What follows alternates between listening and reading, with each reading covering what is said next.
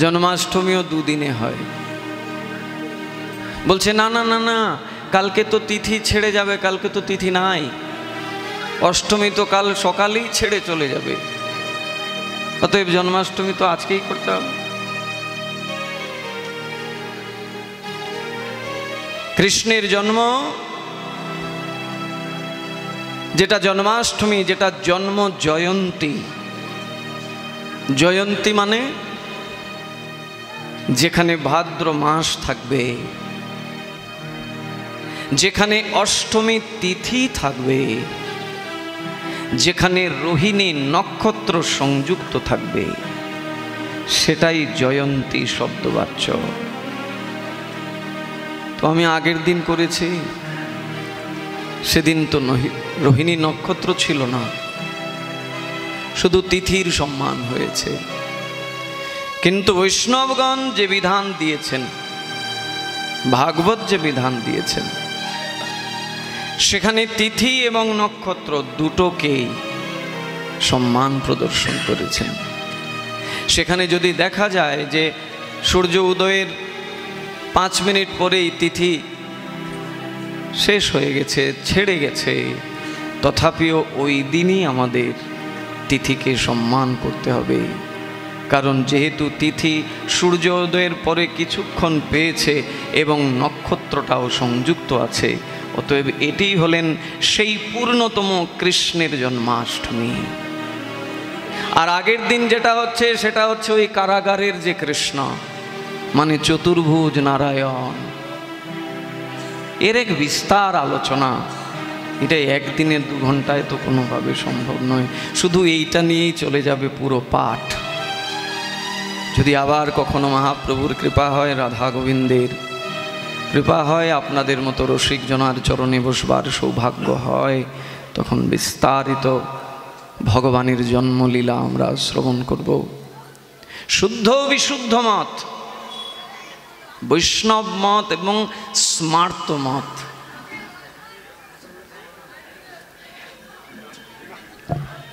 সেখানে জন্মাষ্টমীটা তো আছে। কিন্তু এই নিয়েও আমাদের হিন্দুদের মধ্যে কত কিছু দেখুন, বিশেষ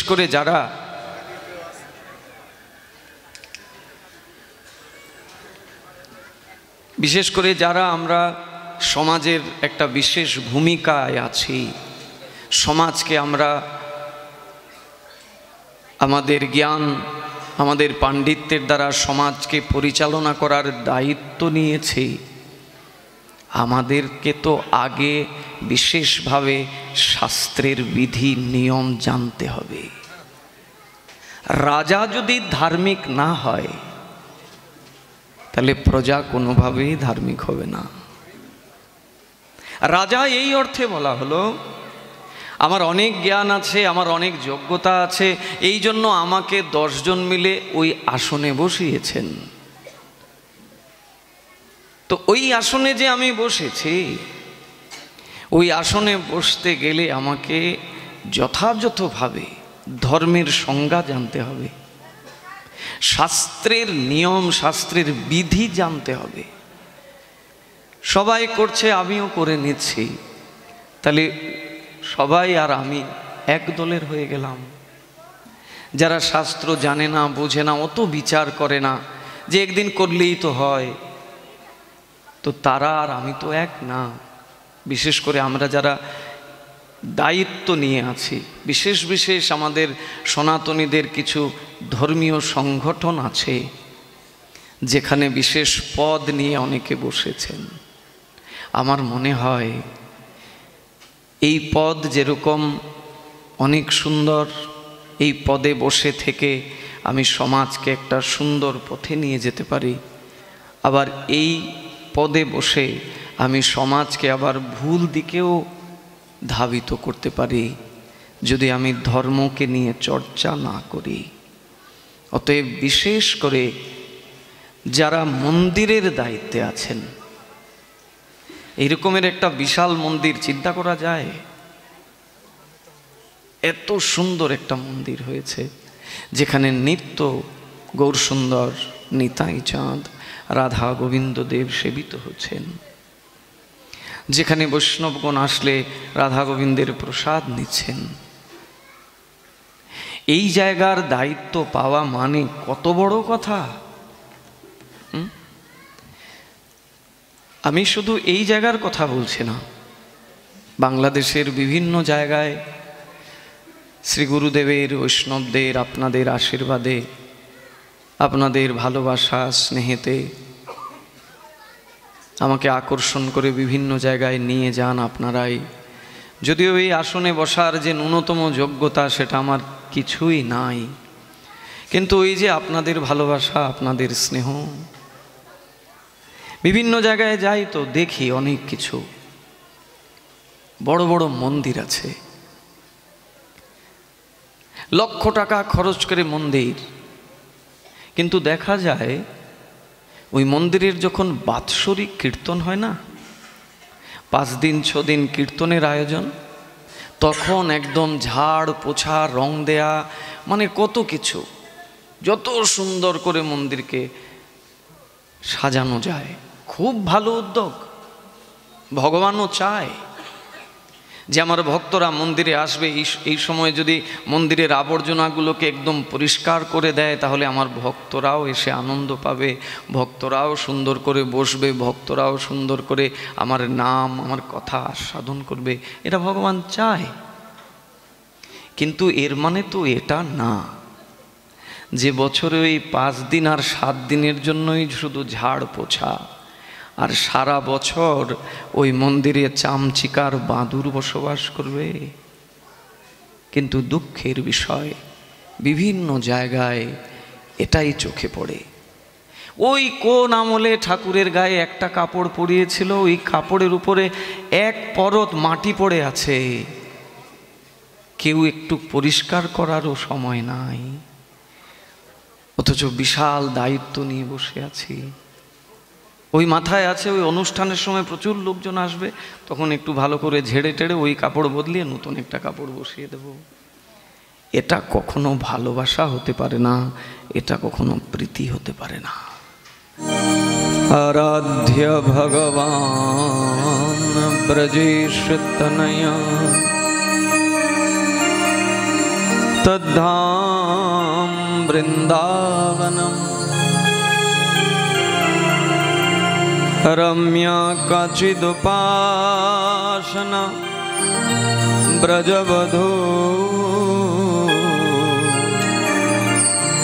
ব্রজবধূ বর্গেন যা কল্পিতা। শ্রীমদ্ভাগবতম প্রমাণয়মলম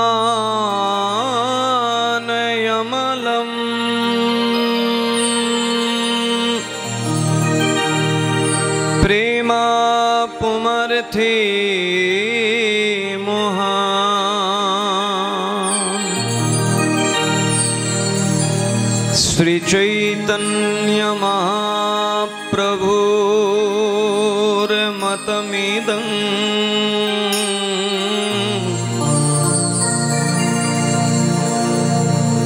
তত্রাদরনো পরঃ।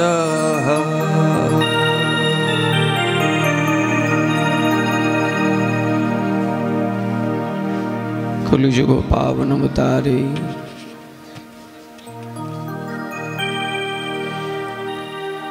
রাধা কৃষ্ণ প্রেম ঘন বিগ্রহ পরম করুণাময় করুণা বরুণালয় শ্রীকৃষ্ণ চৈতন্য মহাপ্রভু, তার অশেষ করুণা, তার অশেষ কৃপায় আমরা ভাগবত কি বস্তু সাধুর সঙ্গে চর্চা করবার, অনুশীলন করবার, জানবার সৌভাগ্য লাভ করেছি। তিনি কলিযুগে এসেছিলেন বলেই, নইলে এই শুদ্ধ বিশুদ্ধ ভক্তির কথা, এই শুদ্ধ বিশুদ্ধ প্রেমের কথা কে জানত? যদি গৌর না হইত তবে কি হইত, কেমনে ধরিতাম দেই। রাধার মহিমা প্রেম রস সীমা জগতে জানাত কে। শ্রী গৌর যদি না আসতেন, সেই গৌর হলেন আমাদের প্রাণধন, আমাদের জীবনধন। আর গৌরের কথার বাইরে অন্য কোনো কথাই থাকতে পারে না। গৌরের কথার বাইরে যে সব কথা, সে সবগুলোই হলো আন কথা, মনোধর্ম। যারা ভাগবত কথা শ্রবণ করতে আসেন, সেই সুমেধাগণ, তারা কিসের জন্য আসেন? তারা আসেন তাদের যেন মনোধর্ম থেকে ছুটি হয়, তারা যেন আত্মধর্মে প্রতিষ্ঠিত হতে পারে। এই জন্যই তো ভাগবতে আসা। সৌভাগ্যবান সৌভাগ্যবতী আপনাদের সৌভাগ্যের সাথে আমারও অশেষ অশেষ সৌভাগ্য যে আপনাদের মতো সুমেধা রসিক ভক্তগণকে সঙ্গে নিয়ে আজকের এই বিশেষ সন্ধিক্ষণে তারই মন্দিরে বসে তারই গুণমহিমা কথা শুনবার সৌভাগ্য লাভ করেছি। সর্বাগ্রে আপনাদের মতো রসিক ভক্তজনের শ্রীচরণ কমলে অসংখ্য অসংখ্য কোটি দণ্ডবাদ। তদনন্তর মদীয় গুরুপাদ পদ্ম, যার অশেষ কৃপায় এই বদ্ধ জীব আপনাদের স্নেহ, আপনাদের ভালোবাসা, আপনাদের আদর পেয়েছে। সর্বান্তকরণে তার চরণে অসংখ্য অসংখ্য অনন্ত কোটি দণ্ডবত প্রণাম জানিয়ে আমরা আজকে ভাগবত কথায় প্রবেশ করব। যে কথা এই জগতের কথা নাহি, যে কথা চিন্ময় জগতের কথা, প্রাকৃত জগতের কথা, যে কথা শ্রবণের দ্বারা জীবের অন্তঃকরণ শুদ্ধ হয়, যে কথা শ্রবণের দ্বারা জীব নিজের স্বরূপকে জানতে পারে, সেই কথা শুনতে হয় কতটা শ্রদ্ধার সহিত, সেই কথা শুনতে হয় কতটা ভক্তি সহকারে। আমরা গুরু বৈষ্ণবের আশীর্বাদকে শিরে ধারণ করে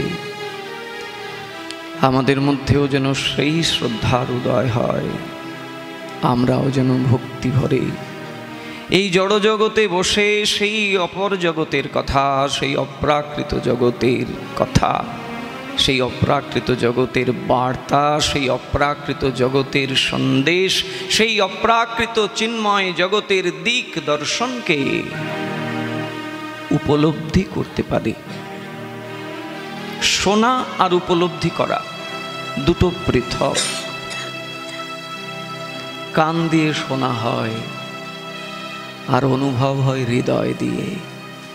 শুনে তো সবাই, শুনে বলে আহা হা কি আনন্দ, এত সুন্দর কথা, খুব ভালো লাগলো, এত ভালো লাগলো, আগে এরকম কোনো দিন ভালো লাগেনি। এবার বিচারটা তার উপরেই ছাড়লাম, যিনি বললেন খুব ভালো লাগলো, খুব ভালো লাগলো, আগে এমন কোনো দিন শুনিনি। বিচারটা তার উপরেই ছাড়লাম, এতই যদি ভালোই লাগলো, তাহলে সেই ভালো লাগার জিনিসটাকে নিজের আচরণে কেন আনি না? তার মানে কান দিয়ে ভালো লেগেছে, হৃদয়ে গিয়ে পৌঁছায়নি। আর হৃদয়ে গিয়ে পৌঁছায়নি বলেই আত্মার সুখের কথা চিন্তায় আসেনি। দেহ সুখটাই আমাদের কাছে সুখ বলে কথিত। যেদিন এই দেহের সুখ তুচ্ছ বোধ করে আত্মার সুখের সন্ধান করতে বেরোব, সেই দিনই ঘর থেকে বেরোনো সার্থক হবে।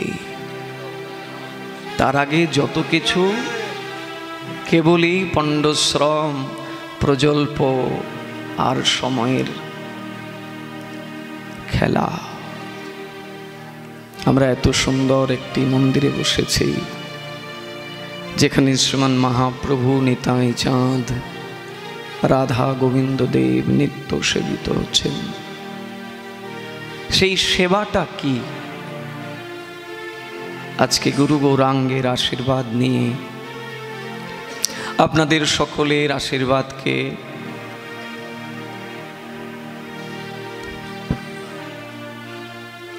পুঁজি করে আমরা সেই সেবার দিকটাকে একটু ভালোভাবে জানবার প্রয়াস করব, আর সেটিও জানব মহাপ্রভু তথা তার আপন জনদের শ্রীমুখ থেকে। কারণ আমরা যে পয়ারটি শুনেছি,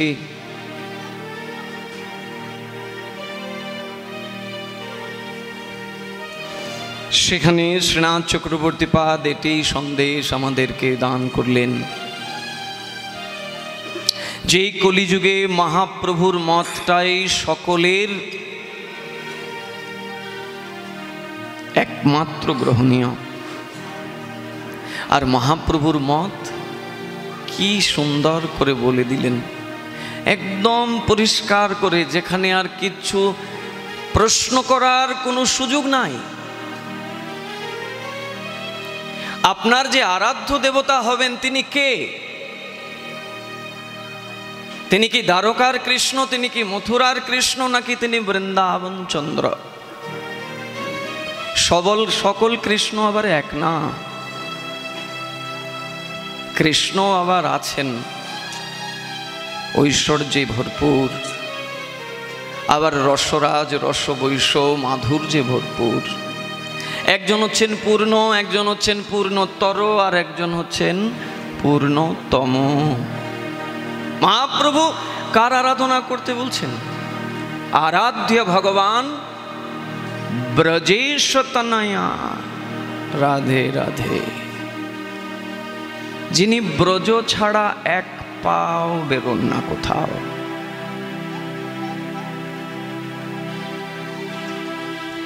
আরেকটু পরিষ্কার করছেন, কারণ কলিযুগের মানুষ তো যতই বোঝান তারপরেও তার আবার একটা প্রশ্ন থেকেই যায়। আমরা প্রয়াস করব কেউ যেন কোনো জড় কথা, কোনো প্রজল্প নিয়ে মত্ত থাকব না।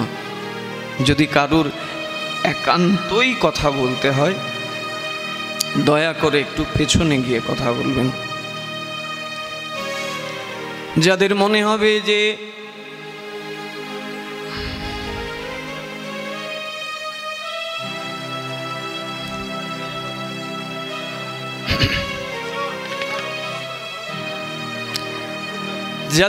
হবে যে বাড়িতে জটিলা কুটিলাকে রেখে এসেছি, বেশি যদি বিলম্ব হয় ওইখানে গিয়ে যদি আবার ডান্ডা খেতে হয়, সেই জটিলা কুটিলার দলকে যারা বাড়িতে রেখে এসেছেন একটু দূরেই বসবেন, সামনে বসবেন না। কারণ কথা থেকে উঠে যাওয়া মানে ভগবানকে অবজ্ঞা করা। আমরা কোথায় বসেছি? ভগবানের চরণে। তা ভগবানের চরণে বসে হঠাৎ করে উঠে যাওয়াটা ভগবানকে অবজ্ঞা করাই হয়, ভগবানকে অবমাননা করা হয়। আর যেখানে ভগবানের অবজ্ঞা হয় সেখানে কোথাও ভক্তি থাকে না। যেখানে ভগবানের আদর হয়, ভগবানকে প্রসন্নতা করা হয়, সেখানেই ভক্তি দেবী থাকেন। তাই আপনারা সবাই ভক্তি ধর্মের পূজারীগণ, ভক্তি ধর্মকে আশ্রয় করে এই দীর্ঘ পথ, এই সংসারের সমুদ্র অতিক্রম করবার জন্যে সকলে দৃঢ় প্রতিজ্ঞ। তাই যারা এক দুইজন আছেন, যাদের একটু চঞ্চলতা আছে, যাদের একটু অন্যমনস্ক ভাবধারা থেকে যায়, তারা আজকে বলে কথা নয়, যেখানেই ভাগবত হবে চেষ্টা করবেন পেছনেই যেন বসেন। সামনের সারিতে যারা বসবেন তারা এটা অবশ্যই মাথায় রাখবেন যাতে কথা চলাকালীন কোনোভাবে যেন আপনার নিজের কোনো আচরণের দ্বারা অন্য কোনো ব্যক্তির শ্রবণে বিঘ্ন না তৈরি হয়। ভাগবতের প্রারম্ভিক যে সংবাদ, সেখানে সুখদেব গোস্বামী পরীক্ষিত মহারাজকে শুধু ভাগবতের মহিমাটাই অনেক লম্বা চড়া করে বুঝিয়েছেন। যিনি ভাগবতের শ্রোতা হবেন, শ্রোতার আসরে যিনি বসবেন, তার ন্যূনতম 5টা যোগ্যতা থাকতে হবে। পরেরগুলো তো অনেক বড় কথা, ন্যূনতম 5টা যোগ্যতা, তবে সে ভাগবতের যে রস, ওই যে বলছেন যে ওর মধ্যে কোনো ছেবড়া নেই, কোনো আঁঠি নেই, কেবলই রস, পিবতম রসো মালয়ম। এই রসকে পান করতে গেলে, এই রসকে আস্বাদন করতে গেলে শ্রোতার আসরে যিনি বসবেন তাকে 5টি যোগ্যতা নিয়ে বসতে হবে। তবে এখান থেকে অনেক কিছু নেওয়া যাবে। শ্রীমান মহাপ্রভু বললেন যে ব্রজের যিনি কৃষ্ণ, সেই কৃষ্ণই হবে আমাদের সকলের আরাধ্য। এবার অনেকে আমরা বলতে পারি, তাহলে আমরা যে মায়ের পূজা করি, আমরা যে শিবকে ভালোবাসি, থাকুক, সমস্যা কি? কিন্তু ইষ্ট একজনই হবেন, তিনি ব্রজের শ্রীকৃষ্ণ। এবার তারপরেও তো কলিযুগের মানুষ আমরা, আমাদের প্রশ্ন থাকতেই পারে, তাহলে কোন কৃষ্ণের আরাধনা করব? বাসুদেব নন্দন কৃষ্ণ নাকি নন্দনন্দন কৃষ্ণ? কৃষ্ণেরও তো আবার 2 বাবা 2 মা। এই জন্য জন্মাষ্টমীও দেখা যায় 2 বাবে হয়। কেউ কেউ বলেন আরে সরকারি মতে যেদিন ওই দিনই করব। বিচার করিয়া মনে ভক্তিরস আস্বাদনে মধ্যস্থ শ্রী ভাগবত পুরাণ। আপনি আমি যা করব নিজের মন গড়া নিয়মে করলে ভুল হবেই হবে, ভাগবতের নিয়মে করতে হবে। ভাগবত যা বলছেন সেখানে কোন কৃষ্ণের আরাধনা? মহাপ্রভু যে বললেন আরাধ্য ভগবান ব্রজেশ তনয়া তদ্ধাম বৃন্দাবনম, মথুরা না, দ্বারকা না। সেই দ্বারকাধীশ কৃষ্ণের কথা এখানে হলো না। তিনিও কৃষ্ণ, কিন্তু তিনি পূর্ণতম কৃষ্ণ না, তিনি পূর্ণতর কৃষ্ণ।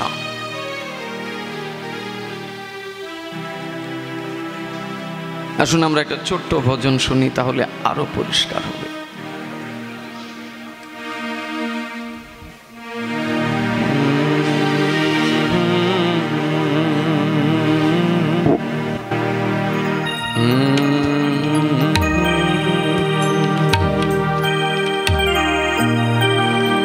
ऐसे श्री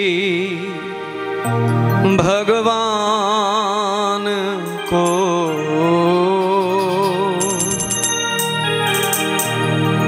ऐसे श्री भगवान को बारंबार प्रणाम है। ऐसे श्री भगवान को बारंबार प्रणाम है। कौन भगवान? कृष्ण जिनका नाम है, गोकुल जिनका धाम है। कृष्ण जिनका नाम मथुरा कृष्ण ना, गोकुल जिनका धाम, गोकुल जिनका धाम है।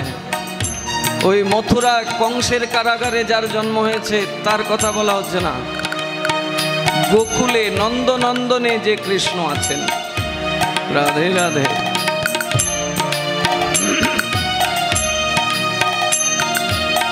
कृष्ण जिनका नाम है, गोकुल जिनका धाम है, ऐसे श्री भगवान को, ऐसे श्री भगवान को बारंबार प्रणाम है, बारंबार प्रणाम है, बारंबार प्रणाम है, बारंबार प्रणाम है।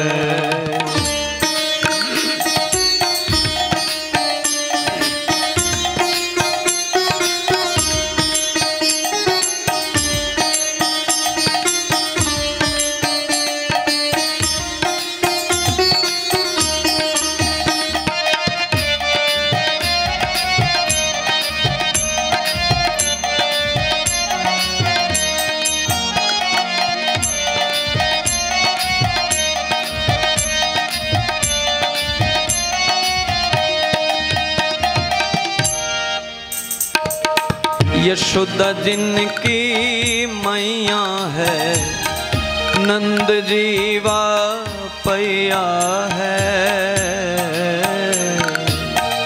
देवो की বসুদেবের কথা হচ্ছে না গো, কি বলছেন? यशोदा जिनकी मैया है, नंद जीवा पैया है, মানে যার মা यशोदा महारानी আর যার পিতা নন্দ মহারাজ। राधे राधे। यशोदा जिनकी मैया है, नंद जीवा पैया है। यशोदा जिनकी मैया है, नंद जीवा पैया है। ऐसे श्री गोपाल को, ऐसे श्री गोपाल को बारंबार प्रणाम है, बारंबार प्रणाम है। ऐसे श्री गोपाल को, ऐसे श्री गोपाल को बारंबार प्रणाम है, बारंबार प्रणाम है।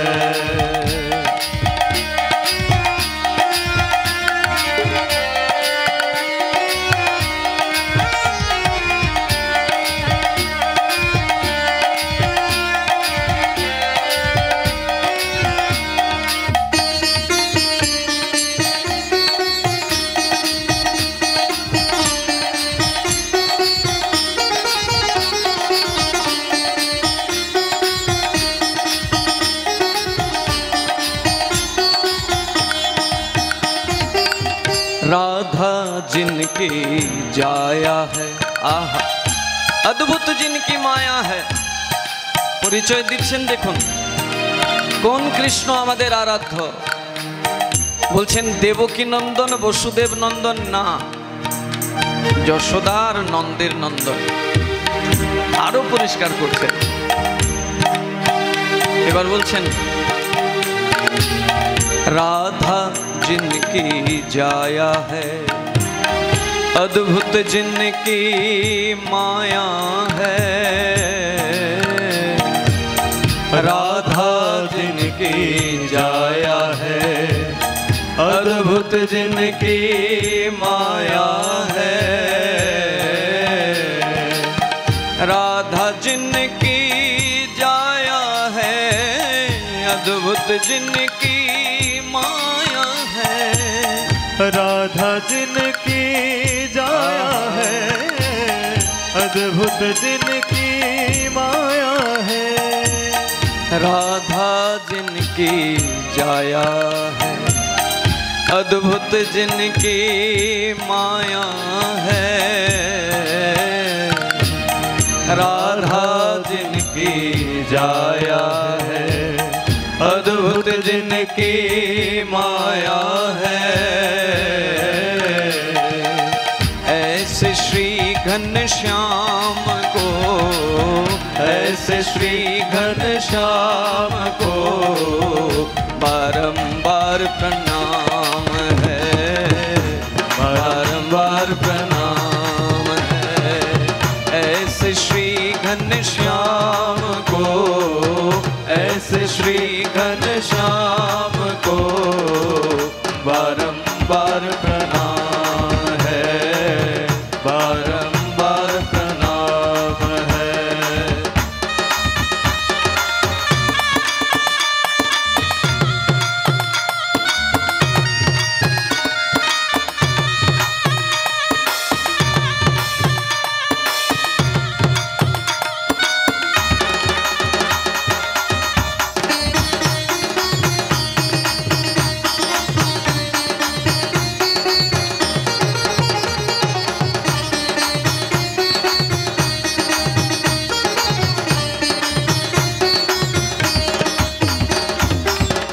लुट लुट दधी माखन खायो, ग्वाल वलो संग धेनु चरायो।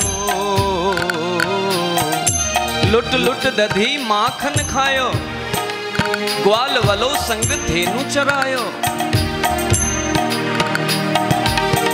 সেই বিশ্বপিতা সর ঐশ্বর্য সম্পন্ন স্বয়ং ভগবান, যিনি বৃন্দাবনে সখাদের সাথে গাভী চরণ করেন, বনের মধ্যে যিনি গাভী চারণ করেন, সেই কৃষ্ণের আরাধনা। যিনি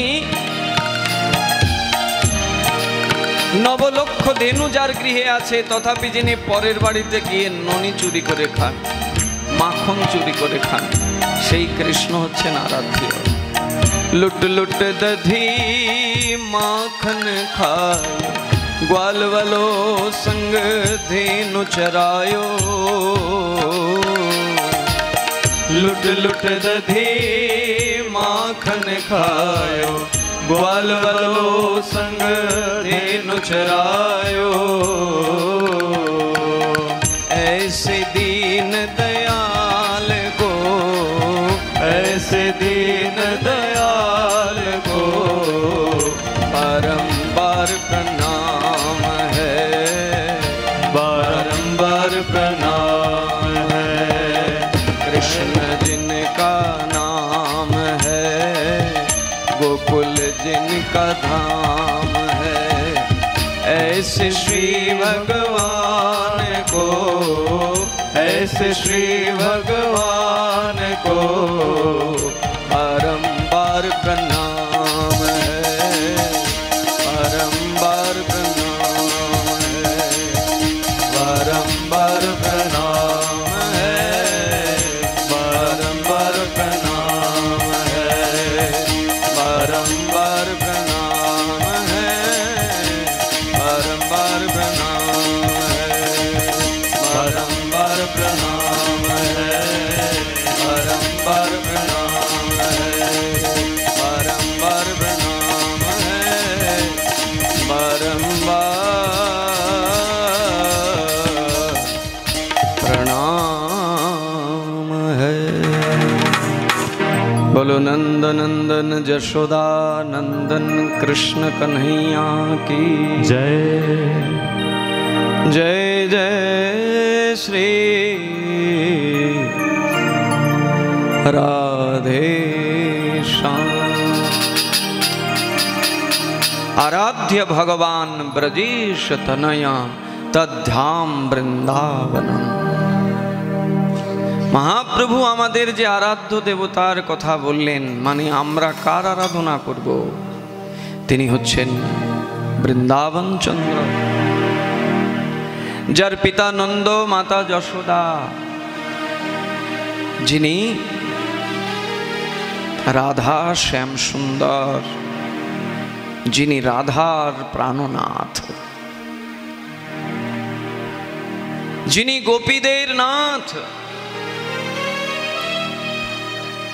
যিনি সখাদের দীন দয়াল, সেই কৃষ্ণ। এই জায়গাতেও আমাদের মধ্যে কত বিড়ম্বনা দেখুন। আর ভগবানকে পাওয়ার একদম সহজ রাস্তা ভগবান কৃষ্ণ শ্রীমদ্ ভগবদ গীতায় অর্জুনকে উপলক্ষ করে আমাদের জানিয়ে দিয়েছেন। তেষাং সতত যুক্তানাং। এখানে অনেক গীতার সাথে যুক্ত অনেক মাস্টারমশাইরা আছেন যারা গীতার শিক্ষা দিচ্ছেন এই সমাজকে। সেখানে কি বলছেন? তেষাং সতত যুক্তানাং ভজতাং প্রীতিপূর্বকম দদামি বুদ্ধি যোগং ত্বং যেন মাম উপজানতি তে। এরপরে আর কোনো কথা থাকে? ওই বছরে 5 দিন আর 7 দিনের কথা বলেননি তো? সতত যুক্তানাং মানে সর্বক্ষণ যিনি আমার সেবায় যুক্ত আছেন। কিভাবে? ভজতাং প্রীতিপূর্বকম, যিনি আমার ভালোবাসার জন্যে, আমার প্রীতির জন্যে সেবা করে, এবং একদিন দুদিন না, সতত যুক্তানা, নিত্য যুক্ত আছে। আমি অর্জুন কি করি জানো? দদামি বুদ্ধি যোগং, আমি কেবলমাত্র তাদেরকেই বুদ্ধি দান করি, আদারওয়াইজ কাউকে দিই না। যদিও এরা সকলেই আমার সন্তান, এই জগতের সকলেই ভগবানের অমৃতস্ব পুত্র, অমৃতস্ব সন্তান আমরা সকলেই, কিন্তু হলে কি হবে? সকলকে ভগবান সেই বুদ্ধি দান করেন না। আমরা তো মনে করি আমার বুদ্ধি কম আছে নাকি, কিন্তু বুদ্ধিও তো 2 রকম, একটা সুবুদ্ধি আর একটা কুবুদ্ধি। জগতের মানুষ অধিকাংশই আমার মতো কুবুদ্ধিতে ভরা। সুবুদ্ধি এমনি এমনি কখনো আসে না, ভগবানের কৃপা না হলে। তা ভগবান সুবুদ্ধি কাকে দেন? সবাইকে দেন। সতত যুক্তানাং ভজতাং প্রীতিপূর্বকম দদামি বুদ্ধি যোগং, আমি তাকেই সেই বুদ্ধি দদামি মানে দান করি। কিসের জন্য? ত্বং যেন মাম উপজানতি তে, এমন এক বুদ্ধি তাকে দান করি যে বুদ্ধি পেয়ে এই জগতের কোনো মায়া, কোনো জঞ্জাল তাকে আর ধরে রাখতে পারে না, সে আমার হয়ে যায়।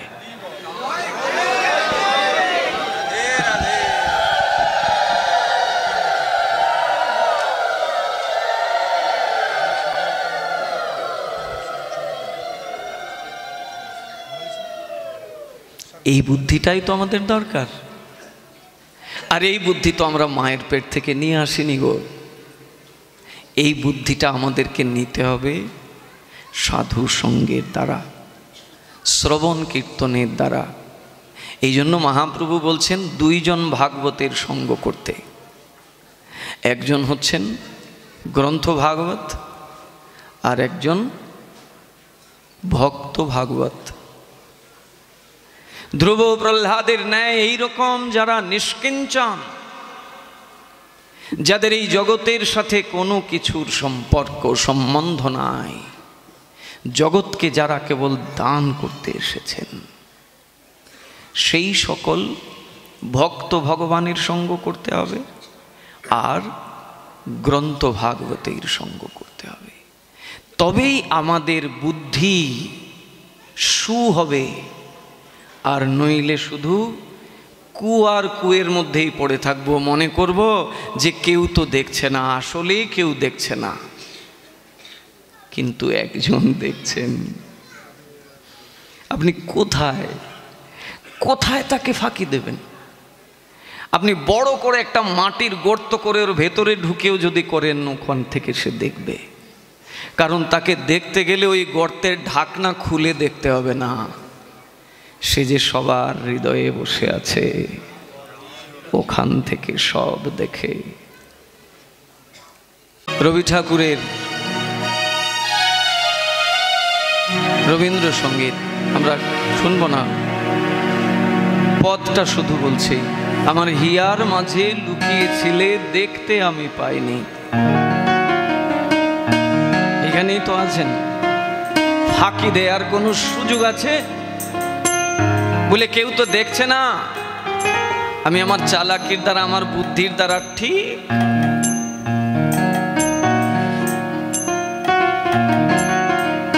রেহাই পেয়ে যাব। জগৎ থেকে রেহাই পাওয়া যেতে পারে, জগতের 10 জনের সাথে লুকোচুরি করা যেতে পারে, কিন্তু তার সাথে পারা যাবে না, কারণ সে যে আপনার হৃদয়ে বসে সব দেখে। তিনি আছেন আমাদের হৃদয়ে, কিন্তু আমরা দেখতে পাই না। এটাই তো আশ্চর্য। কিভাবেই বা দেখব? এই দৃষ্টি তো সব সময় মায়ার দিকে, এই দিকে তো নাই। বাহির পানে সব কি চোখ মেলেছি, হৃদয় পানে চাইনি। হরে কৃষ্ণ হরে কৃষ্ণ কৃষ্ণ কৃষ্ণ হরে হরে, হরে রাম হরে রাম রাম রাম হরে হরে, হরে কৃষ্ণ হরে কৃষ্ণ কৃষ্ণ কৃষ্ণ হরে হরে, হরে রাম হরে রাম রাম রাম হরে হরে। জয় জয় শ্রী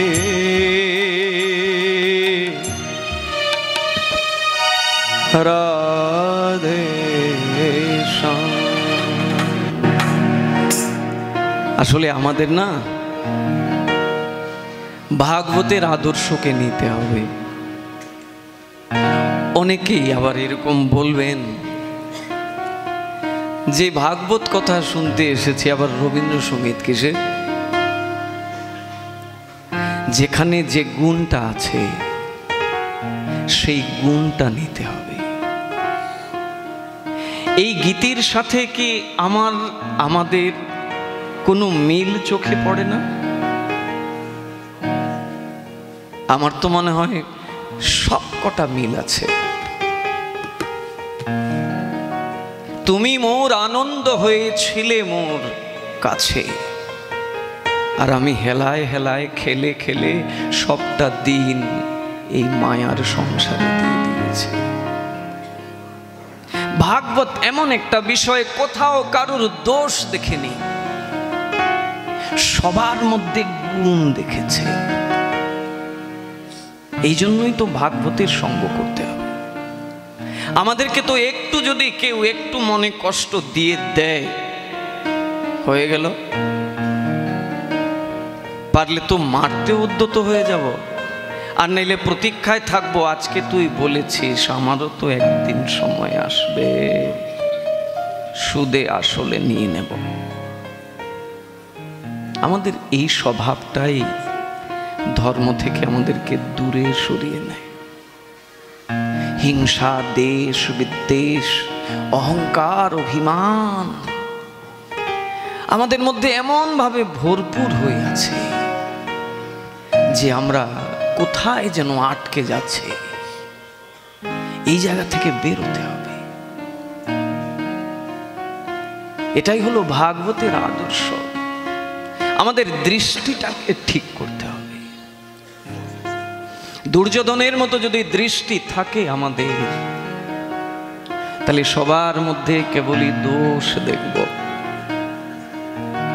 ভালো দেখব না। কিন্তু শ্রীমদ্ ভাগবত একটা বেশ্যার মধ্যেও গুণ দেখেছেন। এই জন্য তো ভাগবত মহান। এই জন্যই ভাগবত হচ্ছে অমর কথা, কারণ ভাগবতে দোষ বলতে কিচ্ছু নাই, কেবল গুণটাকে সঞ্চয় করেছেন, দোষকে ঝেড়ে ফেলে দিয়েছেন। যেখানে যা মল ছিল সব মলগুলোকে ঝেড়ে মুছে পরিষ্কার করে শুধু রসটাকে নিয়েছেন। সেখানে একটা বেশ্যাকে পর্যন্ত সম্মান প্রদর্শন করা হয়েছে, পিঙ্গলা বেশ্যা। যে বেশ্যাকে দেখলে মানুষ অপবিত্র হয়ে যায়, পুনরায় স্নান করে পবিত্র হয়, সেখানে অবধূতের চরিত্র থেকে একটা বেশ্যাকেও সম্মান করা হয়েছে। বেশ্যার যে কু, সেটাকে দেখানো হয়নি ভাগবতে। তার মধ্যে যেটা সৎকর্ম ছিল, তার মধ্যে যে একটা ভালো গুণ ছিল ধৈর্য, প্রতীক্ষা, সেই প্রতীক্ষাকে ভাগবতে সম্মান দেখানো হয়েছে। আমরাও যেন ভগবানের আশায় এইভাবে প্রতীক্ষা নিয়ে একভাবে দাঁড়িয়ে থাকি, এই বিশ্বাস নিয়ে যে প্রভু একদিন আসবেন। আমরা ভাগবত থেকে দূরে, এই জন্যই আমাদের মধ্যে এই বিড়ম্বনাগুলো। নিজেকেই শ্রেষ্ঠ মনে করি, আমার যে জ্ঞান, আমার যে বুদ্ধি, আমার যে পড়াশোনা, আমার যে পাণ্ডিত্য, কিসের কম? আমি তো সাফিসিয়েন্ট আমার জন্যে। এটাই আমাদের অহংকার। শ্রীমান মহাপ্রভু কি বলছেন? আরাধ্য ভগবান ব্রজেশ তনয়া তদ্ধাম বৃন্দাবনম রম্যা কাচিদ উপাসনা ব্রজবধূ বর্গেন যা কল্পিতা। আমাদের আরাধ্য দেবতা হবেন কৃষ্ণ, কিন্তু তিনি দ্বারকার কৃষ্ণ নন, মথুরার কৃষ্ণ নন, তিনি বৃন্দাবন চন্দ্র, যার আরাধনা কারা করে? রম্যা। রমা মানে লক্ষ্মী। অনন্ত কোটি ব্রহ্মাণ্ডের অনন্ত কোটি লক্ষ্মীগণ যার সেবা করবার জন্যে তৎপর থাকেন, সেই লক্ষ্মীগণ যার সেবা করে। কাচিদ উপাসনা ব্রজবধূ বর্গেন যা কল্পিতা। ব্রজবধূগণ, ব্রজাঙ্গনাগণ, যুথেশ্বরীগণ, ব্রজ গোপীগণ যাকে সেবা করে ভক্তি দিয়ে তাদের করে নিয়েছিলেন। আমাদের আরাধ্য সেই গোপীনাথ, সেই রাধানাথ, সেই নন্দনন্দন, সেই যশোদানন্দন। তিনি দেবকী নন্দন বসুদেব নন, তিনি যশোদানন্দন, নন্দনন্দন। গোকুলে যার আবির্ভাব হয়েছিল সেই কৃষ্ণই আমাদের আরাধ্য। কেন না? এই কৃষ্ণের আরাধনা করা মানে ব্রজভক্তি লাভ করা। আর যতক্ষণ না পর্যন্ত ব্রজভক্তি লাভ না হচ্ছে, ততক্ষণ পর্যন্ত হিংসা, দেশ, বিদ্বেষ, অহংকার ছেড়ে যাবে না। উদ্ধবেরই যায়নি, আপনি তো সাধারণ কথা। উদ্ধব তো নিজেকে বিরাট বড় ভেবে বসেছিলেন না? বৃহস্পতির শিষ্য, দেখতে একদম হুবহু কৃষ্ণের মতো, কৃষ্ণের সেবায় সব সময় রত। তিনি জানতেন তার মতো ভক্ত বুঝি আর কেউ হয় না। এমন করে কৃষ্ণকে আর কেউ ভালোবাসতে পারে না।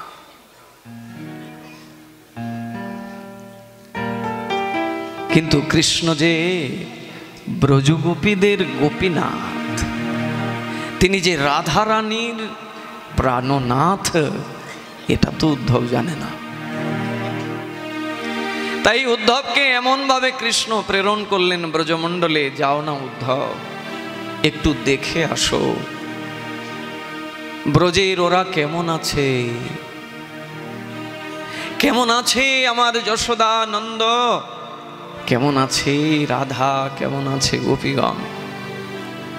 উদ্ধব তো আসতোই না, অহংকার। সে মনে মনে ভাবছে কৃষ্ণ আর জায়গা পেলে না ওই অজপাড়া বৃন্দাবনে, যেখানে ওই গোয়ালারা বসবাস করে, হ্যাঁ, ওদের ওখানে আমি যাব? এত বড় পণ্ডিত আমি, বৃহস্পতির শিষ্য আমি, সারা জীবন তোমার সেবায় রত, তুমি আমাকে ওখানে পাঠাচ্ছ? মনে মনে ভাবছে। কিন্তু আসার পরে কি হলো? আসার পরে ক্রন্দন করতে করতে একটাই ভিক্ষা কৃষ্ণের কাছে চায়, আর কিচ্ছু চায় না। আশা মম, আশা মম পদরণিও।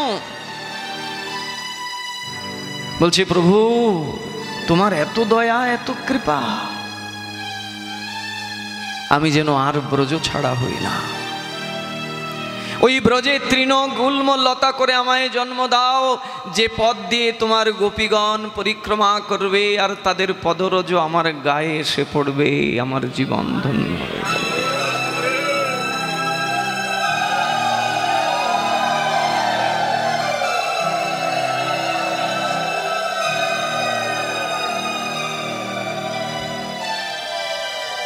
এগুলো শুধু শুনবার জন্যে শোনা নয়,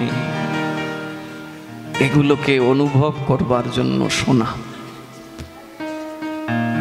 যদিও এই কাহিনী, এই উপাখ্যান আমরা সবাই জানি,